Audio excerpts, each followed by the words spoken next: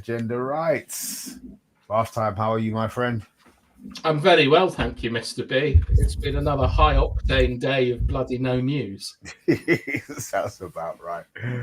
Oh, it's the Jedi Night. How are you, sir? Welcome, Luke. Welcome, Obi-Wan. It's exciting day because there was a meeting. Yeah, it was an exciting day. There was a meeting, and there's a lot of speculation. Someone in this room was talking about by Monday there'll be a decision, and it's now coming up to Wednesday, and still no decision. It looks like they had the meeting today, and there's been no outcome, no official outcomes come out from the club. I think if they were going to make a decision, they would have made it today. I don't think it's going to drag on for the next few days. They're just going to make it quick and simple. Say, Borth, we don't want him. I mean, is it a vote? I mean, did he go around the room and say, hands up if you want him out? And Ten Hag's obviously on holiday, so he's not involved in this. So, it's a perfect time if you are going to sack him while he's away.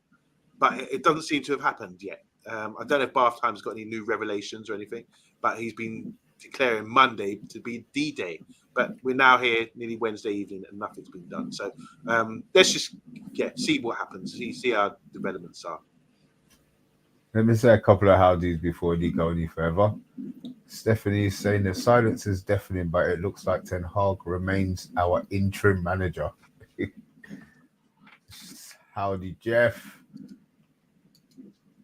Marlon, I think and hope Ten Hag will be removed in the coming days. I think that's what he's supposed to have said. Like some reporters think this guy, he has broken 19 records of the worst kind. 19! And people still want him to continue. I'll be honest, I was ignorant to the fact that he's presided over our worst two starts. I thought it was one. He's broke his own record. Yeah, he's going to need Champions League form for us to get anywhere near fourth. But look, we'll see. I'm Titanium saying howdy. No, he won't be joining us tonight. He's supposed to be joining us on Thursday unless United did a thing and scupper our show. Big G saying, oi, oi, sausage pots. Simon Warner, I hope you are on the mend, my friend. Aces. Ten Hag is staying until the end of the season. Maybe not. We'll see. We deserve better. Hello, lovely men. Oh, thank you very much. Big G, Tyrone is saying, if Ten Hag gets sacked, he leaves United as a Coca-Cola Cup and FA Cup winner. Yeah, but that doesn't bloody benefit us, does it? Here we were evening, all sick to death of people still defending this complete this clown show. Andrew, look, it's all about opinions at the end of the day, and we can sit on here and rant and moan and be as calm as the Dark Knight down there and just have to accept that things aren't happening the way that we accepted. I'm not going into meltdown. There's some people out there are losing their mind. The fact that he hasn't been sacked today, but can you see bath time? I know obviously Yabba's forever an optimist, so I'll ask you second. But can you see any way where he stays for the whole season?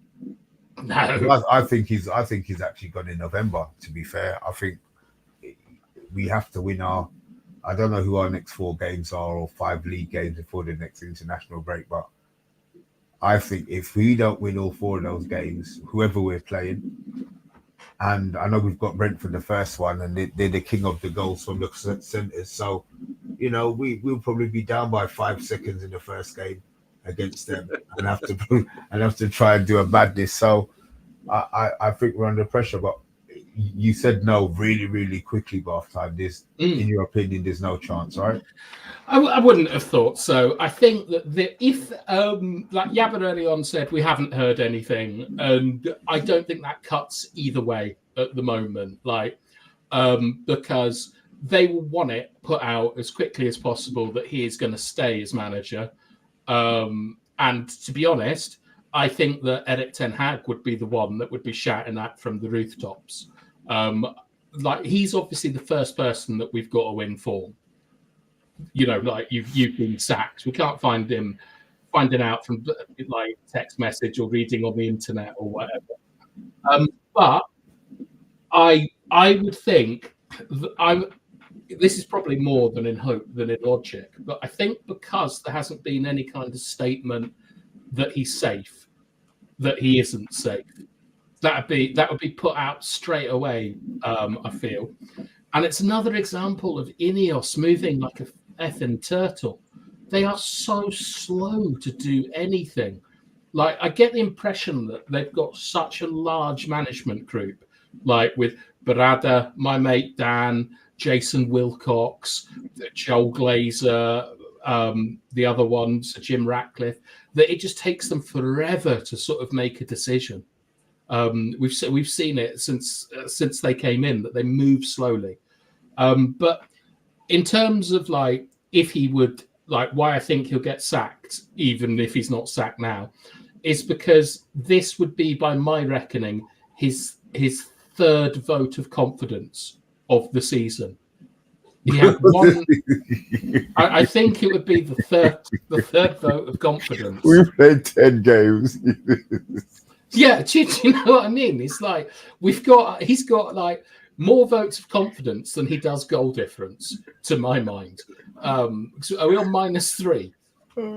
Yeah, like, so I don't know. I mean, like, I personally didn't expect a decision to come out like today. I think it will be tomorrow. It comes out, but if it doesn't come out tomorrow, for the sake of the club, they've got to say he's safe tomorrow. We need to know that decision tomorrow, so everyone can get planning for the Brentford game. Do they have to actually say he's safe? Because if the speculation is from everybody else, it hasn't come. So why do they need to say he's safe? It's like, if Because it's been reported. You don't have to tell her that you're not breaking up. You just carry it as normal.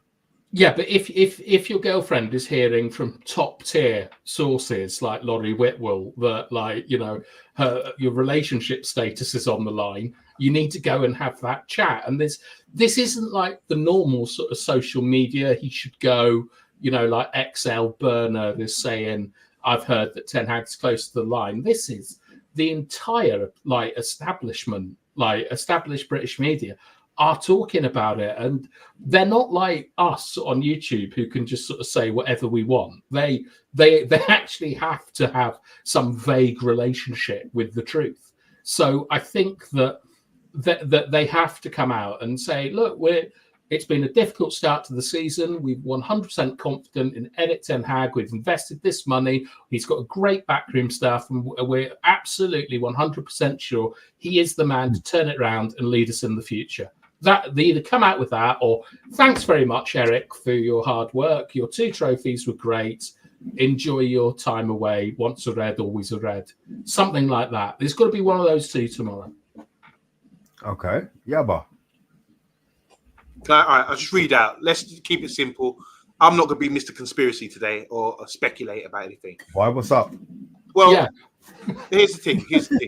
The only reason we're speculating whether he's going to be out or not is because of the results, and a lot of talk from fans, a lot of channels like ourselves spilling a lot of, you know, displeasure about the football, about what we're seeing. So they want him out. There's a lot of things. So we're getting to that point where, remember Arsenal, the Wenger out campaign, that was just going off, you know, during the early days of YouTube and fan channels and all that kind of thing. There's the pressure from there. So we're consuming that. We're in that bubble, a lot of people. So sometimes come away from that, look at the facts and say, where's the evidence to say that he's going to get sacked? Bartholomew just mentioned the mainstream media, MSM, mainstream media. And I don't listen to mainstream media. I just look at the facts, what's been said, what's been done. So today, you have meetings regular. I have a staff meeting every week, you know. So these guys have had an executive committee meeting, and it's concluded today at 5 p.m. And this is just standards. Not maybe one of the agenda items will be, how's it going with the manager? Is everything all right? They would discuss that, but they would discuss other things as well about regarding the club. And the manager will be probably just one of them. So I'm sure they would have discussed it, and they would have made a decision today, I'm sure, because it would have been, you would have got the agenda from weeks ago. this is the agenda, this is what we bring to the table, so you can plan and prepare and present your case and have a discussion and make a decision. And there's got to be an action plan. When you have a meeting, someone who's chairing the meeting will say, right, you action that then. All right, we're having poor results. The conversation will be, we're having poor results. We need to probably we need to aim for the Champions League or try to improve. How's it going? Kieran, what have you heard? Ten Hag's not here right now. Maybe he's on speakerphone, or maybe he's, on the other end of one of these watch phones like Errol used to have. I thought you said you're not going to speculate. You're like inventing new ways to communicate with people. I'm being realistic because I'm saying trying to put yourselves in the mind of what happens in a meeting. There's an agenda. That would be an agenda item based on our poor results. And then they would say, what's the action? What's the action to be? So I don't know what it is, but that would be what I imagine how a meeting takes place. You should know this, BATHTIME. And Mr. B, you know this, how it goes down. So that would be an agenda item. Someone will action it. How's it going, Kieran? What do you think? Is everything? Are we on course? What can we do? Has there been setbacks? This is where you discuss things. So after that, they're not going to say, right, are we sacking him or not? Because then that'd be a whole new thing to say. If we're going to sack the guy, there has to be, we're going to pay how much? There has to be, have we got someone else to come in? That makes the meeting longer. And I'm sure there's other agenda items they have to deal with. So they probably set a date, say, look, this is the agenda item. This is what we're going to action. If things don't work out, we've got a few more fixtures to go. Then we can look at it. Like they did with Ollie. Do you remember, Mr. B, when we had that 6 games in October with Ollie, and we knew, oh, God, these look like daunting games. And we knew that if by the time we got to Watford and we hadn't won so many games in that period, it was curtains. We kind of knew that because there was more leaks and more information out there. So I'm not sure what's going to happen just yet. I'm not going to sit here and speculate, but I know they just had an executive committee meeting, which is standard. It's not an emergency meeting where it's like, get together, we've got to sort out Ten Hag. There was other issues involved as well. So that's why I don't think the decision's been made. I just think an action plan would be, how do we improve results? What needs to be done? And rather than let's sack the manager. I don't think so. Wouldn't that be part of the action plan to improve results? And yeah, exactly. That's what I just said. The action plan would be, how are we going to improve results? By sacking the manager. That could be. There could be other things as well. They're supporting the manager. How are we going to support Eric to get the results here? We're a team. We've only come together since June. We're not, How could they support him more, in your opinion, Yabba? I think they can support him more by saying they're having discussions like that to see what's been going. People might bring things to the table, say, oh, by the way, yeah, we've had a bit of an issue with this, or this player's playing up, or he wants to play this kind of thing. We want to bring Euro in, for example. Let's wait for Euro to come back in. Let's see how the two strikers develop. How are we going to score more goals? It's got to be communicate with Eric. Say, look, Eric, how are we going to score more goals? Someone will bring some Eric's stuff to the table. Say, well, Eric said A, B, and C. We need to do this, this, and this to create more chances or get more goals or whatever it is. These are conversations they would have been having. So if they're on board with Eric, they would have said to him, all right, this is what we need to do to get better results. We've obviously not scoring. We've let in a lot of goals. We've lost to Liverpool. We've lost to Spurs badly. All right, how do we improve this? And it's got to involve Eric as well. So I'm sure it's got to. Why? It doesn't, because he's the the manager. solution is to sack him. All those things can be solved by sacking him. I'm not like. It's got to. No, the question was, does it? You're saying it doesn't include Eric. Of course, it will include Eric. Of course, even though he's on holiday, he's probably presented something. Say, here's my update. Here's a summary of what's been going on. Right. Let me bring you up on something then. You said that this is a planned meeting with an agenda and all these things, right? No disagreement with that. But Erik ten Hag isn't there, and he wasn't planned to be there because he's gone off and booked a holiday. So you're telling me that he is just going to submit some paperwork to the meeting? Maybe he's on loudspeaker. Who knows? But I think he would give a report to say, here's what my side of things. Here's what I'm presenting to the table. Someone might. Right. This is brilliant obfuscation, to be honest, because you've what we're doing here is we're arguing about what could be happening in a meeting. Yeah. Right. Yeah. But do you think that there is enough noise with Yeah, it's like Yabba always says he's not a politician, but he's absolutely brilliant at magic tricks.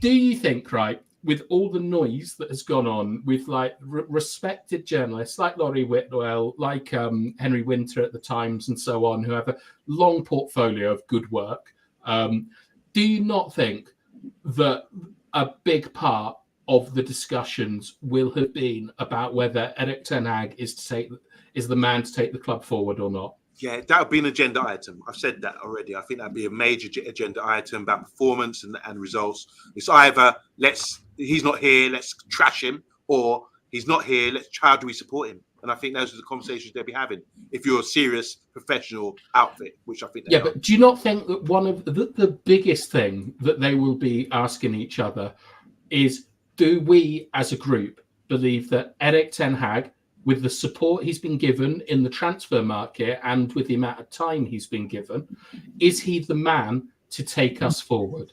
I think that that's the number one item that they would be doing. The answer would be, you have to balance things out. This is speculation. No, the answer would be, if you balance it out, we brought in players that are not quite ready to go. Do you understand what I'm saying? These are players that are new to the league and not at the right age yet to be blowing up. So we can't expect them to come in and do a Haaland, who's a one-off, coming. Yeah, but expecting fourth. And who made that decision to bring these players in?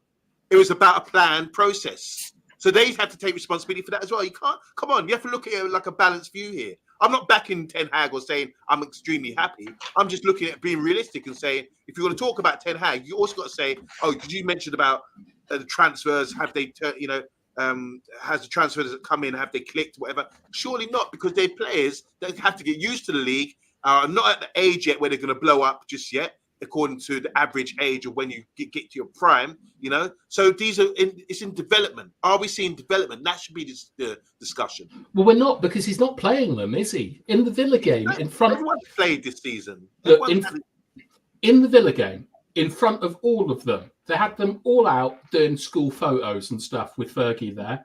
Ugarte on the bench, Xerxes on the bench, he's not using the assets he's been given, and we haven't seen performances from what player have you seen that's come in and you thought, do you know what, he's nearly there, he's just on the edge of going. Right. Really? Yeah, really. Yeah, I can see potential there. I see. I'm not a qualified scout, but I can judge a player. We all can. We all watch the games. I'm looking at a guy and say, boy, that guy can play. That's how do you think he did? How do you think he's? So the last 3 games, that he's played, what would you give him as ratings? So let's start with Villa. No, forget about the last 3 games. I'm saying as a player, okay.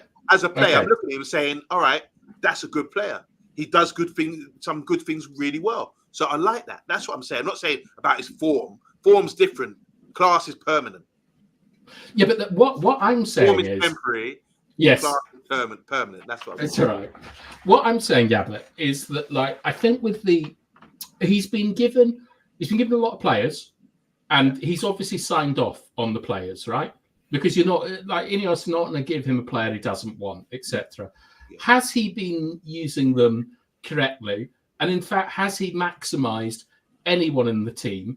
And with the fact that this is our worst ever start to a Premier League season, I think that that's pretty damning evidence. So everything that you're saying is about external things that Ten Hag can't control, and we've got to give him this or give him more time and all this kind of stuff. What is the failure criteria for you to say Ten Hag has to go? I don't have the power. No, I might be looking like a Jedi Knight right now, but I do not have the power to actually think. But if you're asking me, what do I think? I'm disappointed with the results, but I understand. No, hear me out. I'm disappointed with the results because as a Man United fan, you want to see us up there in the top 4 and challenging for things, but we're not there. So I'm accepting, right? Even though I'm disappointed, and I want to be going to work and cuss people, say we won. I'm accepting that to get to where we are, there's a process and we have to take time. It takes time to build and get there. And people don't have the patience right now to be prepared to wait around. And they want this meeting to be done and all about getting Ten Hag out and not realizing actually if we need to plan that as well. So if we are going to get Ten Hag out, and it does seem he's under pressure, please plan it. Please make it the right decision. So we're not here in 6 months' time saying, oh, God, this guy we currently got in is rubbish too. Because that's been the theme for the last 10 years, that everyone who's come in last 2 years and they don't survive because the fans get bored. We haven't got a Fergie. It hasn't turned around like Fergie again. We're not challenging. We're not winning the league. So let's get him out of here. And this is the negativity that I want to eradicate from my life and look at things overview. As a Rasta man, we say we overstand. We don't understand. We overstand, which means yes, Mr. B, you don't know.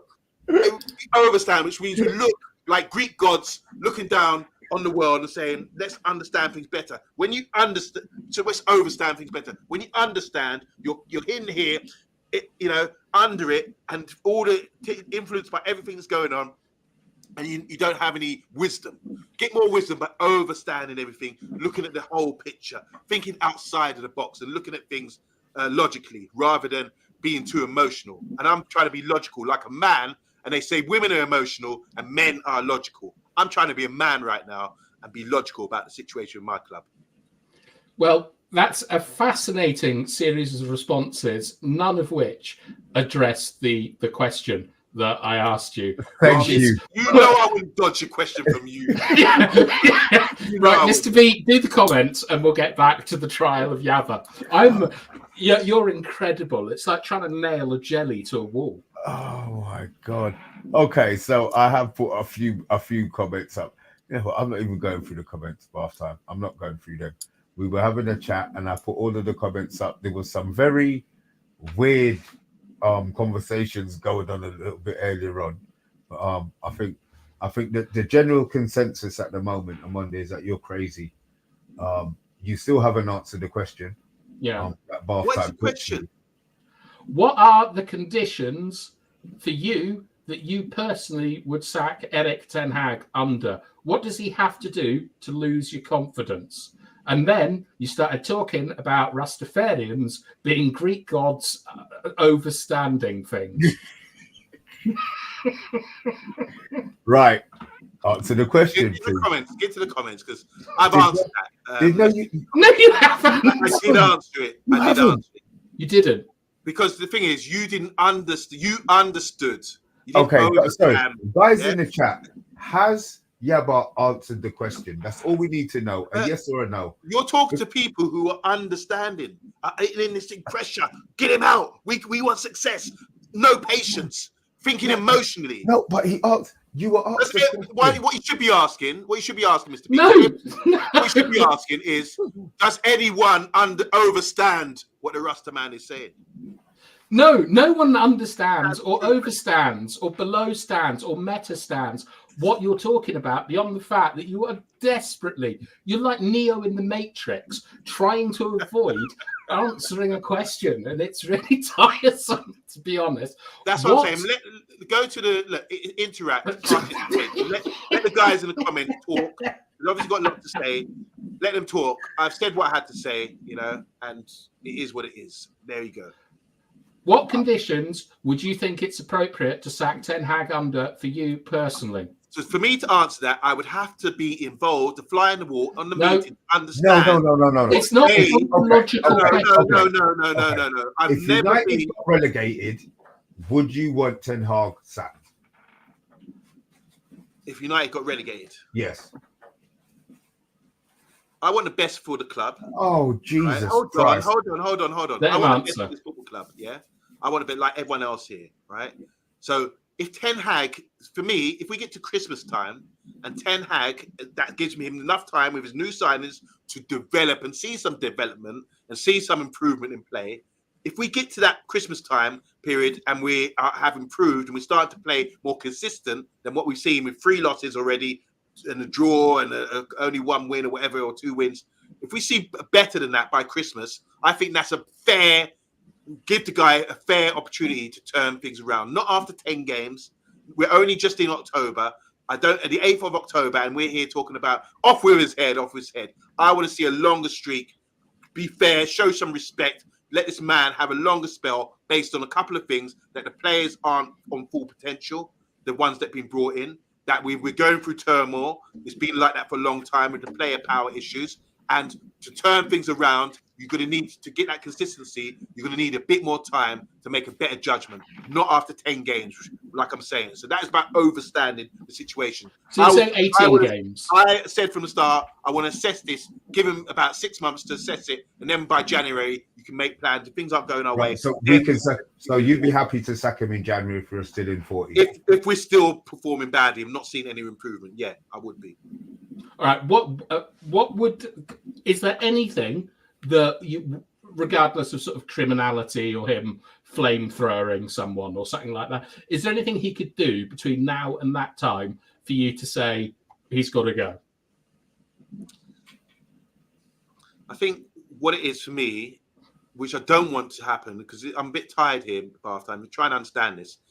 If the players let him down, that I will be cursing the players, because it'd be the same thing before. Oh, we don't want this guy. Oh no, we're not happy anymore. You know, players can do that. They can sabotage the manager by not performing, knowing that they're not going to get the sack.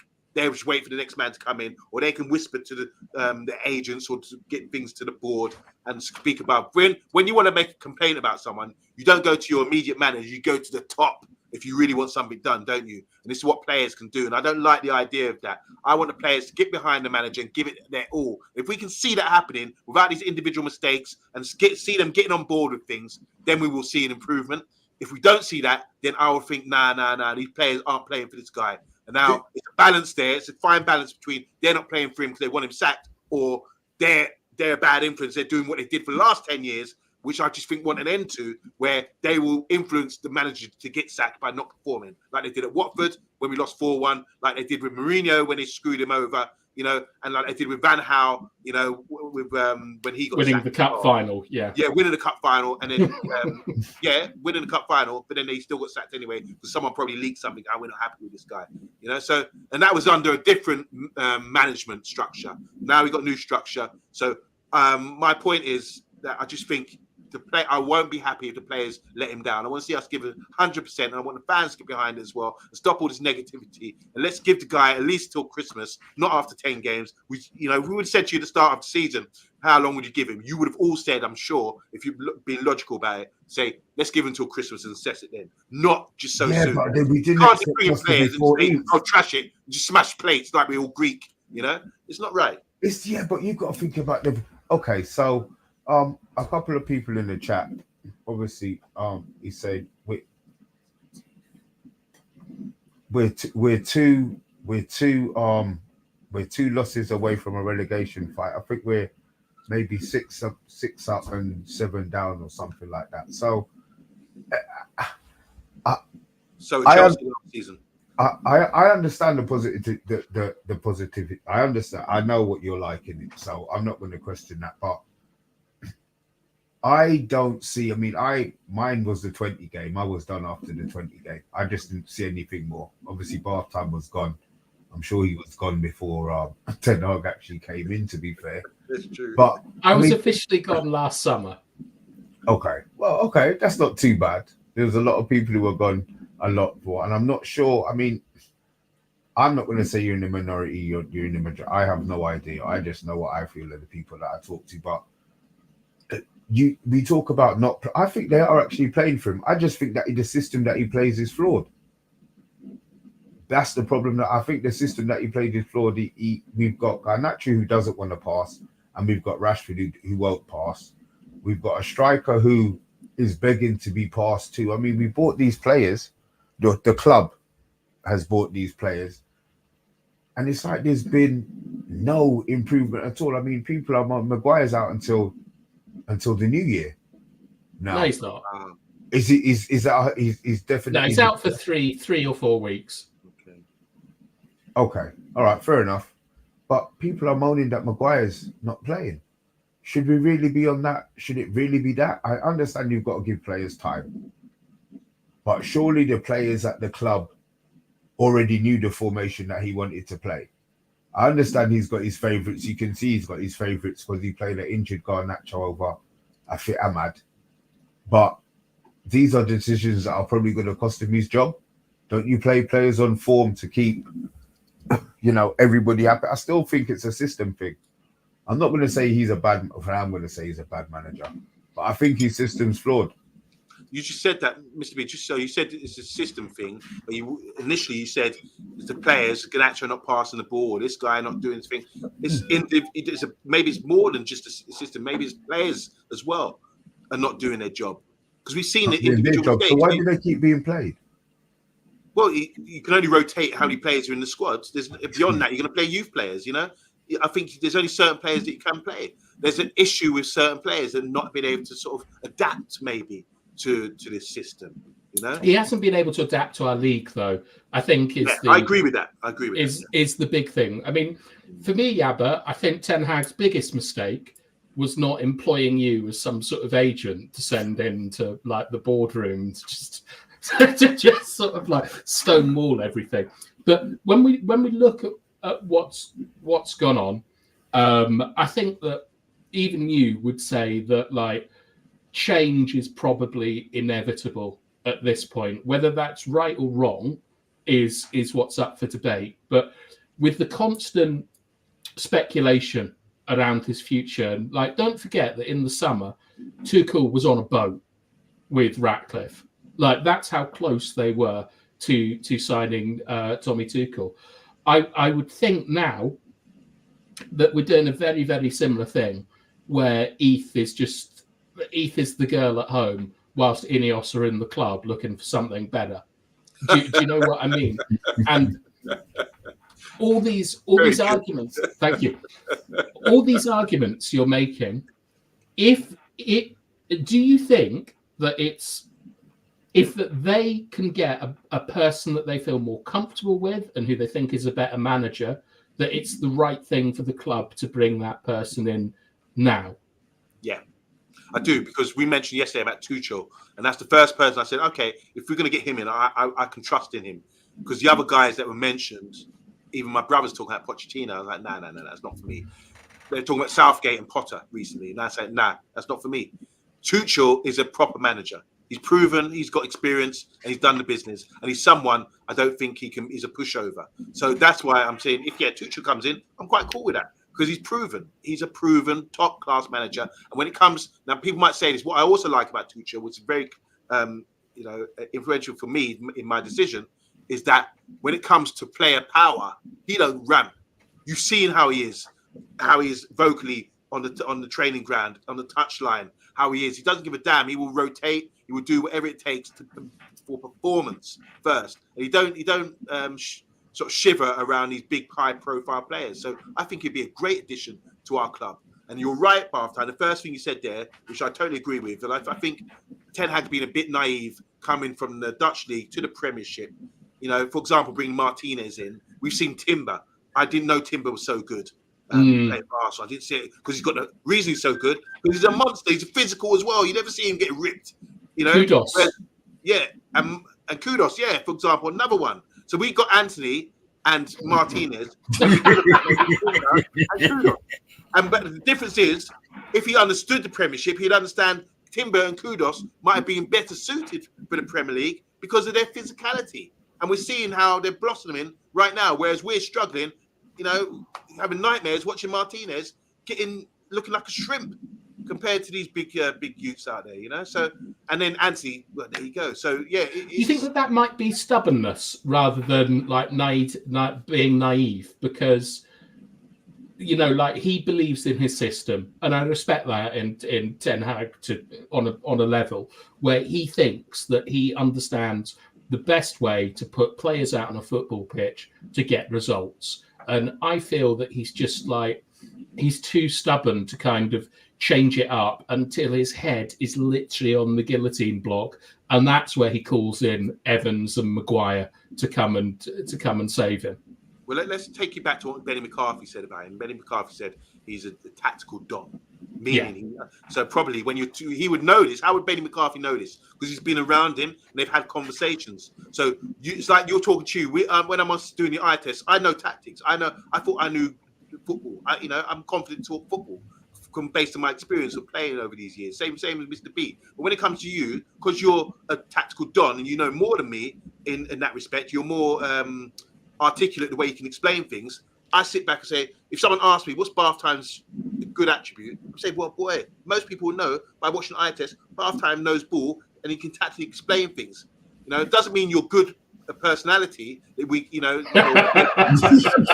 saying, like Ten Hag, you are Ten Hag because you know tactics. But it's about delivery. I'm autistic as well, am I? Well, there you go. But that's one of your strengths. So, and I know that by talking to you. So you can come and charm the pants off me with your tactics and understand. And I've taken a lot. I've really, I haven't got an ego, but I've taken a lot from what you've delivered on the eye test and transferred it to my football team. I'm sure Mr. B's done the same thing. I'm sure if anyone's smart playing football like Tyrone and Batty and all that would watch it as well. Tyrone lost 8-1 at the weekend. Let's leave Tyrone. At least he understood why.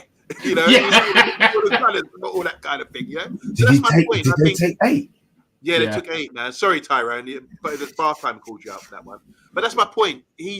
Danny McCarthy said he's very good at tactics. So I imagine when he goes to a boardroom or he's talking to Kieran McKenna, to Wilcox and all these guys, he probably comes over really well because he's able to articulate what he wants. But the issue that seems to be, as with all the information coming out, is he can't turn the players on with that. And that's where he's getting stuck. So he's naive by coming over to the Premiership from Dutch football, thinking it could easily work, just transfer it over. It doesn't automatically happen like that. And he's also naive by thinking that he can do that. He can do it with young players at Ajax or who are coming through the ranks. But he can't do that with senior pros at Man United Football Club who think they're better and got egos. He's struggling to get his message over. So I'm not saying he's a terrible manager or he doesn't know football. He clearly does. I'd love him to join us on the eye test if he gets sacked. Be a regular. That'd be great. You can ask him a lot of questions. Yeah, exactly. But I also think that the issue he's having is he's stuck with getting his message over, where the players are going to take it on board and enjoy it. That's my. You think it's about his personality, Yabba? One of the big things that put me off Ten Hag, and it put me off sort of De Zerbi and Potter, and to a degree Thomas Frank, is if they have the personality to deal with a club like Manchester United, where there's games within games, agents are sort of using you. If you drop a player, it's a headline. Do you think that he's ever managed to kind of step that up, and can he step that up if he were to stay for the rest of the season? I think, Mr. B, don't you agree that he's hard, you get hard-headed, don't you? You get stubborn, you get pressure on you, and that pressure is like getting scars and scars and scars, and it just builds pressure, doesn't it? And you heal your wounds, but you don't want to go through that again, don't you, Mr. B? The pressure he's under, he's hardened himself, he's hardened his heart. And it's I get the pressure, but there has to be a stage where you need to be open to change, or maybe open into listening to me from maybe just from the outside. All managers are hard-headed, and he's very, very hard-headed. I mean, we had, who was our Dutch guy that used to come, and he said Ten Hag, he's really, really stubborn. René Millis. No, one of the guys in the chat. I've forgotten his name. Oh, yeah. But he said that he was really, really stubborn. But, obviously, I'm not sure he's going to accept any advice. I know Bath Time you spoke about Wilcox helping him in the FA Cup final against Man City. But do you think because he got the new contract, he just thought, they can't tell me nothing now, they're going to leave me alone? Because I'm not sure. I don't know, but I understand some of it is to do with the players. But a lot of it tactically, I mean, we're getting rock up down our left-hand side. Everybody's doing it. Yeah, but you're saying he's not good at tactics then? No, I'm not saying he's not able to deliver the message. Yeah, I'm wondering if he can. I'm wondering if he can deliver the message tactically. I always thought he was good at Ajax, but he's come to us and he hasn't been any good. He hasn't been. The players have to deliver it. Well, when has he made a change? Can you think of a time where he's changed the flow of the game by making a tactical thing? Yeah, he put Maguire up front. Maguire scored the other day coming on off the bench. 2 centre-backs coming off. Where do you ever see that? And coming on and getting a point for us. I've seen him I've seen him do the opposite, where he's made silly errors. I felt like the Liverpool game shouldn't, where we lost 7-0. He could have like shut up shot a bit. But then we've also seen that with Ange Posca, Spurs guy. He, no one's complaining about that because they're not showpiece club. They're not getting the spotlight on them so much, so much scrutiny. So he is going to get scrutinized for everything. But one thing we all have to agree on: he's a good tactical manager. It's been said, and no one's denying that. So don't say we have. So when people say we haven't got any tactics, you're saying this about a guy who clearly could give a seminar and a presentation on tactics. I think that's the point, though. Yeah, so it's about delivering it. Let's just say, become a whole manager. Yeah, you got the tactics. Yeah, you've done your UEFA badge and you're proving a little bit. But it's about delivering it to players where you need psychological way of pushing people's buttons, which is why sometimes you need a good number 2. Brian Clough wasn't the best all-round manager, but you had Peter Taylor with him, who helped him scout players and helped him be the good guy, the good cop sometimes, to get the best out of players. Don't worry about Brian. Yeah, you just go out and do that. You understand what I'm saying? It's about getting that balance. That's why Steve McLaren and Fergie ended up winning the Champions League, because they had a good balance. They always said Steve McLaren was a great coach, but he wasn't a good manager because he was able to get to the players. Do you understand what I'm saying? That's why but I think you're wrong. Around. So it's about having balance. Ten Hag doesn't have the balance. He's too much a disciplinarian for this group of players. He could go back to Scotland and smash it because they're younger players coming through. So we wanted a manager with discipline. We've got a manager with discipline. Now we want one with less discipline. Well, this is what happened with Mourinho and Oli. Mourinho was tough. We needed that. We brought in him. He said, "Oh no, we can't have that anymore. The players aren't happy." Then they got in someone to rub the players' backs and all that kind of thing. Same with Capello. They didn't like Capello. Oh God, it's too strict at England because they didn't like Capello. The players, it's all the players, man. Don't we see? Yeah, right. Yeah, annoying. Yeah, but the thing is, right, it's about the tactics and stuff. It's that my impression of Ten Hag is he's a bit like Stephen Hawking. It's all going on in his head. He's doing everything, right? But Stephen Hawking ain't flying me on a plane to the moon, because it's about the practical applications of it. And what you're saying is it's the players not understanding, not committing. They're not getting the tactics. For me, I think that Ten Hag is a sort of theoretical manager where if we do this, it should happen. And his signings like Martinez, Casemiro, Eriksen, like they lack what you need in the Premier League, which is a bit of fight and a bit of so on.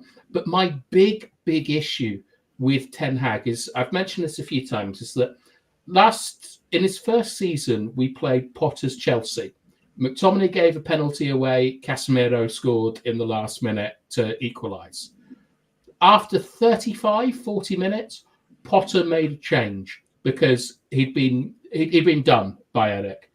Ten Hag didn't react to that because I think that he believes too much in his system, and rather like you, it's because the players haven't understand it or something like that, when in fact we see teams making tweaks against us all the time. You mentioned Ange. Do you remember when Ange moved one of his fullbacks wide and put the other one in and we had no response to it? Yeah. Ten Hag, I think that on paper before a match, he gives them a plan and it's tactically great. But in the heat of the battle, I've never seen him make a change that has turned the game around. Like let's face it, it was just typically McTominay moments last season. Yeah. Just put him in. And I think that when you talk about a great tactician, there's got to be more than sticking your biggest man in the box and crossing it. Agreed. When things don't work out, yeah. Yeah, so and that's my issue, is I think that when you talk about disciplinarian, I never like this because I think that players should be given or empowered to be able to go and solve problems on the pitch. I think Casemiro, Varane, for example, they have so much experience that they should be allowed a degree of freedom in how they approach problems on the pitch. But with Ten Hag, he takes that away from them because they're in a system, right? That they're not allowed to go and do different things. But also, he doesn't make any changes. So they just sit there like a bunch of Muppets who get as the game drifts away from them and there's no changes being made. And that's one of my biggest problems with Ten Hag is I've never seen him change a game state. And then a lot of the time he gets stuck in on the players afterwards. And I think that equally that's not fair on the players, because rather like Mr. B, I don't think the players have come anywhere near to throwing him under the bus since he came. I agree. I think they play. You can see they play, but look, I don't. I understand why decisions haven't been made. I just feel that for a lot of people, they would have liked to have had some sort of clarification. I don't believe he's going to stay. I really don't believe he's going to stay. I would love nothing more for him to prove me wrong and to prove all those people who seem to be sticking it to him. And it's all the rival fans who seem to be on the Monday side. I'm on the other side at the moment, which is really, really weird that they said that they want him to stay. You know what I mean? Which I think probably proves how bad he's actually doing. The fact that you've given him until Christmas is probably what I expect, but I don't know how much worse it's going to get before it's going to get better. I would like to see. I'm gonna ask Bath Time. The two strikers played in the same game. Obviously, Xerxes is a 9.5, and he doesn't look like he's going to score. But then, to be fair, Rasmus's first touch and his second touch are so bad. But do you feel that that's something that could be done?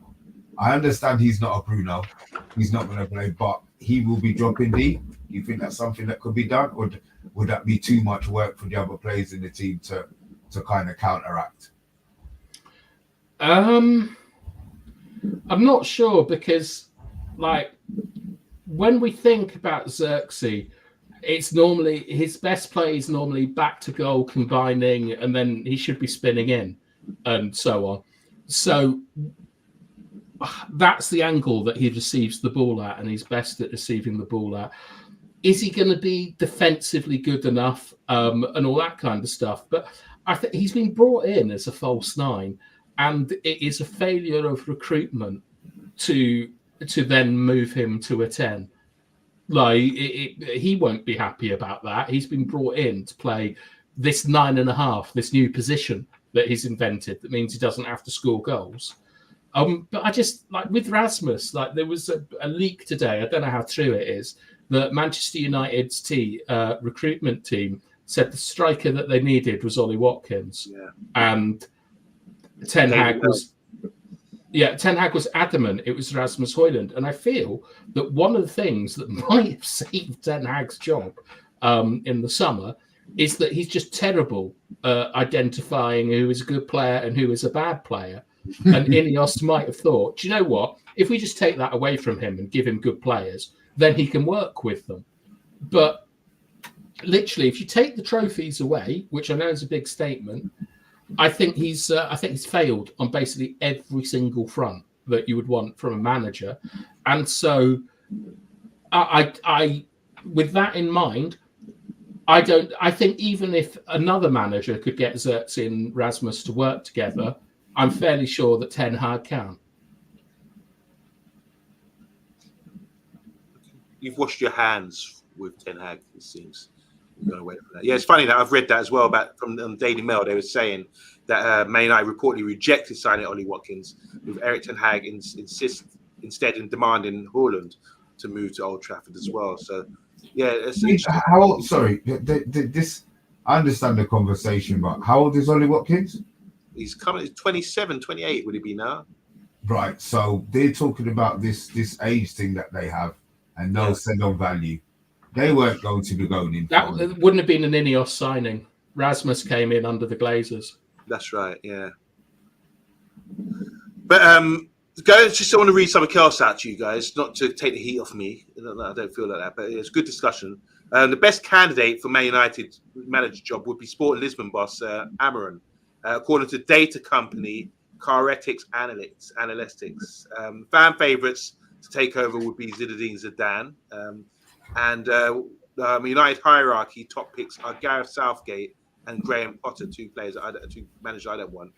Would be worse than current boss Erik ten Hag, says the Sun. But also, there's been a huge £200,000 white wall that's been erected at Carrington training ground to give Erik ten Hag and his players the privacy and protection they had on the old first team training pitch. So Sorry. They put up a big wall. Yeah, white wall. Right at the training ground. Yeah. To stop people spying on his shit tactics. and wind. Yeah, all right. Is that one of the reasons then? Well, yeah, they said it's part of it is for wind deflection, but it's been reported because huge amounts of the sort of the normal people at Carrington, like, you know, dinner ladies and like secretaries and things like that, are all find it a little bit insulting that that they've put this wall up to stop them seeing what's going on, and the players have been rumoured to reacted badly to it as well. Personally, I just think it's a bit silly, like to just stick a wall up and say, it's wind. Like, what are you going to do in a game? Like, are you going to? It's like, you know, where you go bowling with them bumpers to help the kids out. You're going to stick some of them on the pitch. Like, I just think it's a bit wild. And further to your point, Amonde, but I looked at an Athletic article earlier, and the names that were mentioned were Tuchel, Pochettino, Allegri, Southgate, Potter, Kieran McKenna, and Eddie Howe. And that's Laurie Whitwell. Would you take Eddie Howe? No. You know what? Respect to his dad. Rest in peace. I thought Don Howe. Are you sure Don Howe's his dad? 100%. Come on. Okay. Yeah. 100%. Okay. Yeah. Go on. Yeah. So respect to his dad. I thought his dad was really instrumental with Arsenal, with Derby, with what he done in the 70s, with England as well, the national team. He was a great coach. But his son Eddie, I don't know. He done work at Bournemouth. He's doing all right at Newcastle, just all right. But if he was at Man United, that wouldn't be acceptable. He's further down the list for me. The one that I like is Kieran McKenna, to bring up Division 1 players and get them playing in the Premiership suggests a lot about him. He knows what he's doing. But then can he take the pressure? He's a guy that, you know, you always think about BATHTIME. These guys coming straight out of UEFA A bad school. Then they got new, fresh ideas and that kind of thing. But I don't know his personality. But clearly, he's done well for Ipswich. He knows the club. Yeah, and exactly. He knows Man United. He was here with us. You know, so already I think he's surpassed someone like Carrick, who we liked, who had a game in charge, because he's come through from the first division, playing his style of football, got him straight up into the Premiership. It's fantastic, you know. And if he can survive this season, his stock's going to go up as well. So I think for managers to really prove yourself, you have to go to lower leagues to really get that sort of education and become a man. You know, it's like from boys to men. You can't just get these guys coming straight out of UEFA school, going into a club. They've all got to do their not community service, but conscription thing. Conscription. When you have to join the army. Yeah. They do that because it makes people a man. It learns you become tidy, you shine your shoes, and it becomes a man. So that's the way I think for managers to become. Who would be your number one then, Yabba? Tuchel at the moment. Out of the list that you give me, Thomas Tuchel will be my number one. Is that because he came in when Chelsea were like 16th, got them third, and won the Champions League? Not just that. He's been at big clubs. He's done well in Germany with a couple of big clubs out there. He's won the Champions League. Wasn't he manager of PSG as well? So that's just what I liked about him at PSG. And he didn't play with these stupid players, big ego players. He weren't about to play that. That's what usually. It wasn't his performance that got him the sack. It's usually Leonardo. Because he refused to play 4-3-3 at Chelsea. Yeah, though he came in and just said no. Like they fired him. I like that. Yeah. Though. You know, it's a man who knows his team, who's confident. You know, and you only get confidence from achievement. So he's achieved. So he can damn right he should have that confidence to say, I ain't having that. I'm leaving. I don't give a damn. So I think he's the right man for the job. What happened at Bayern? They'd won 10 titles in a row. He came and they didn't win one. Like, does anyone know what happened at Bayern? I don't know. Maybe the comments will know about that, or they're going to bring something up. I don't know about that, to be honest. But I think he's the right man for the job with the candidates that he's offered so far. Not Allegri, not Inzaghi. No. So you want someone who knows our league? Of course, yeah. He's that's what I say. He ticks all the boxes for me. But the most important thing is his personality. Mr. B, who do you want? You've seen the list, and Mr. B, you've seen the list.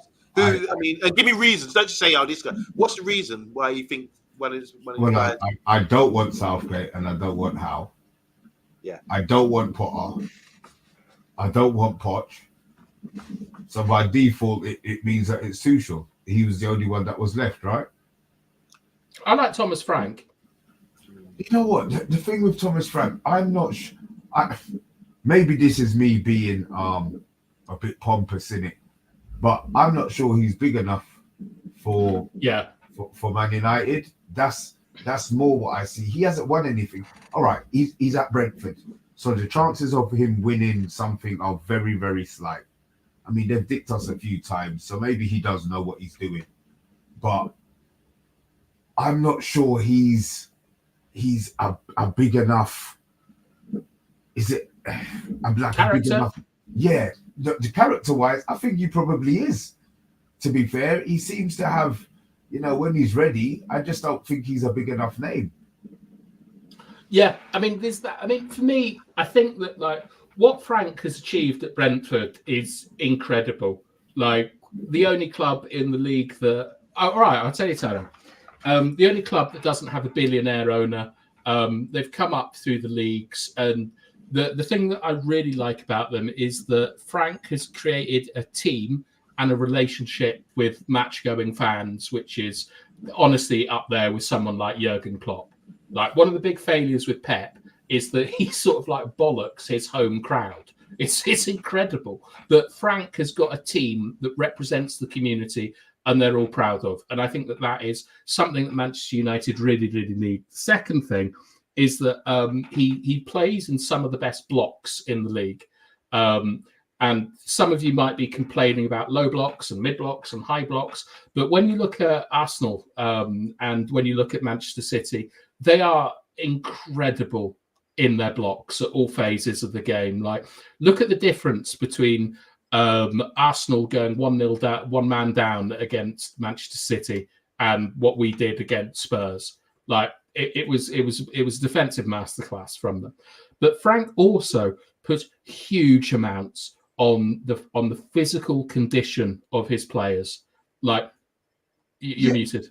So yeah, I get that, but do you feel that the players at the club can do the physical side of it? No, our club. Yeah, no. Right, and again, so if he comes in, what are we going to get? Another 3 months of players breaking down injury because they don't want to run. All you're going to be hearing is that they run too hard in training. No, I don't think so, because I think that he's developed his team physically, and he understands the importance of physicality.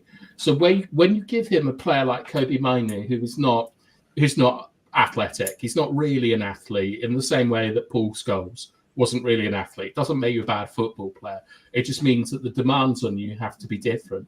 I think that he would get in players, and he would coach players to be able to cover those spaces, because his first thing, from what I see, is about being hard to beat physically all over the pitch. They're scoring so many goals from kickoffs because of tactics combined with physicality. So he understands that part of the league. I think that his transitions are up there with the best in the league. Brian Mbeumo is a player that I think is better than any forward that we have at our football club. I know he's not a sexy player, but I've always liked him. And I think that he's a good all-round fit because he knows the league. He's got the personality. I believe that the fundamentals that he has in a football match are what United need, which is raising the physical floor, raising the physical discipline, and being able to manage the spaces on the pitch. So I'd like him in, but equally, I wouldn't have any issues with Tommy Tuchel coming in at all. I think he looks to be the standout manager. I'm just a little bit worried that Tuchel might be being a bit smart here, and knowing that in the summer, I think when he got to within seconds of taking the job or whatever it was, I think he knew that he would be in a stronger negotiating position if he waited a couple of months for Eric to carry on. And I'm not sure I enjoy that about a Manchester United manager. Just want to say big up to AFC. He's obviously an Arsenal fan. He said, in all honesty, big up the channel to work and great content as well. So respect to you, and you must be enjoying life right now as an Arsenal fan.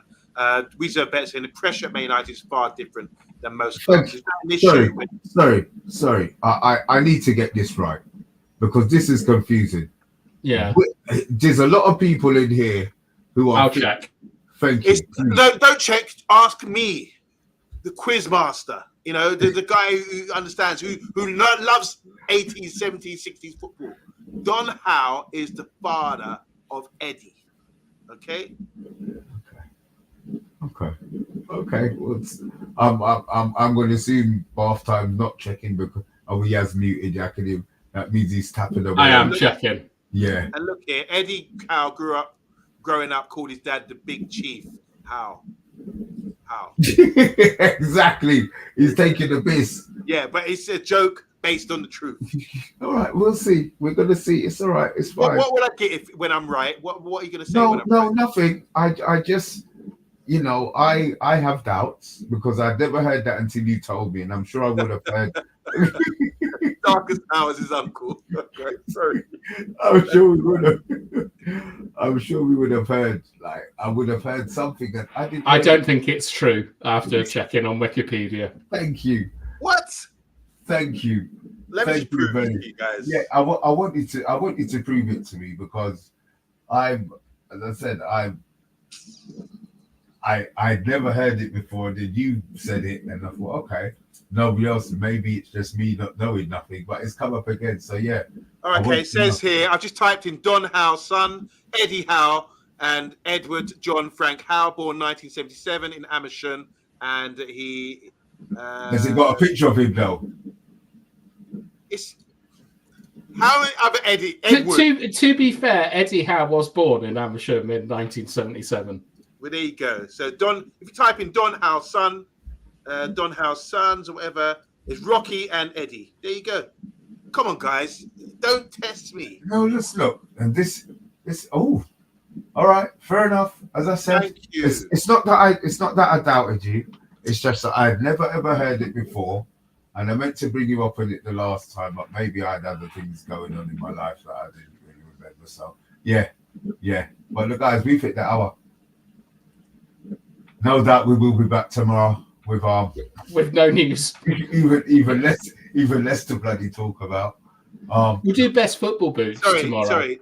Here's the quiz. Why don't you try to test me in the quiz?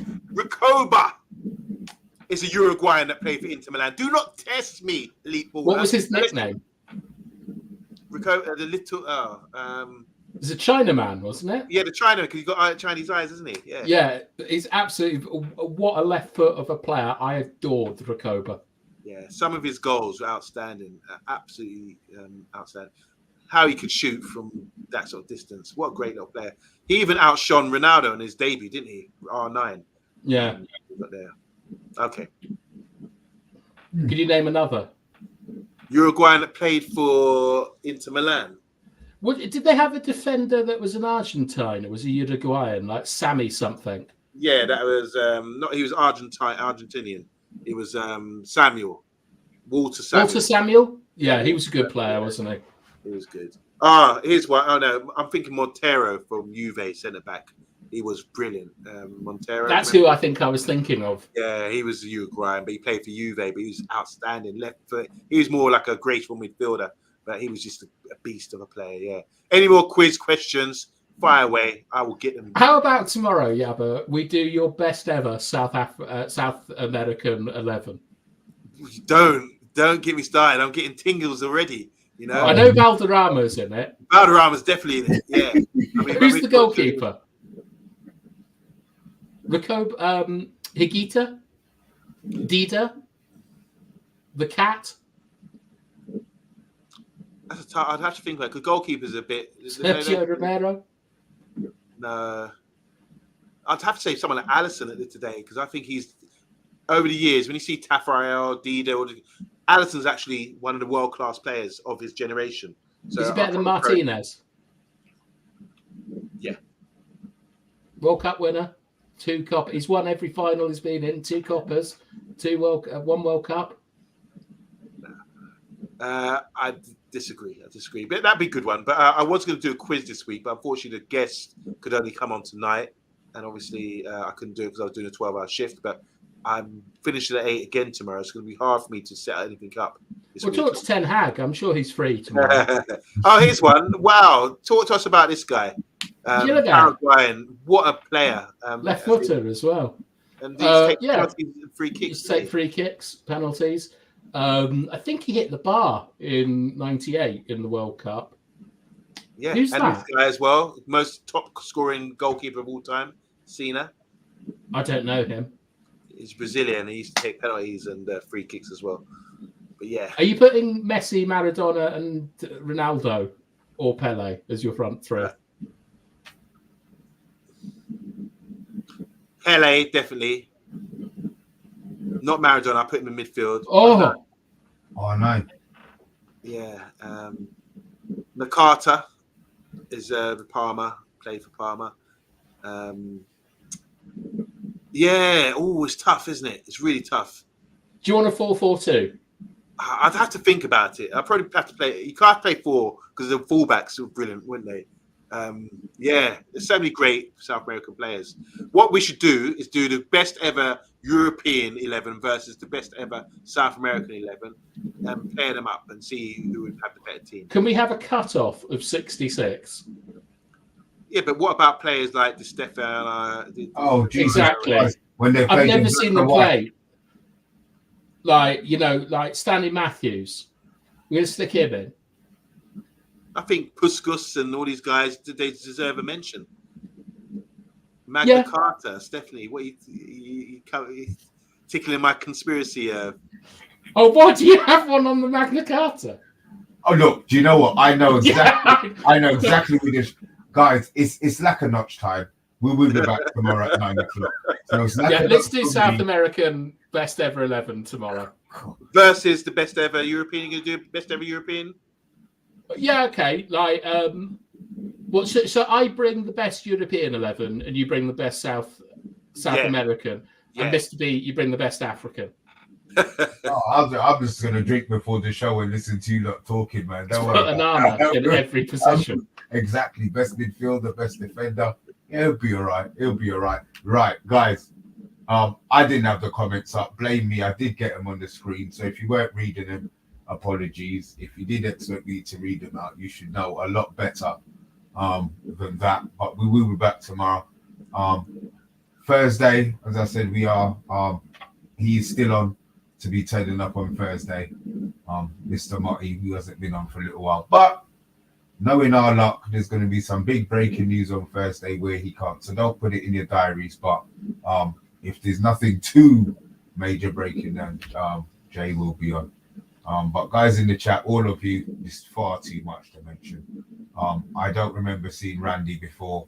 So if you are new, welcome. If you're not new, apologies. And for you guys want to say anything before we go? Yeah. I went trampolining Saturday. Oh, no. Fucking no. I did. I went trampolining Saturday, Sunday, and Monday. That's 3 days on the bounce. Nice. Thank you. Let's bounce like a notch.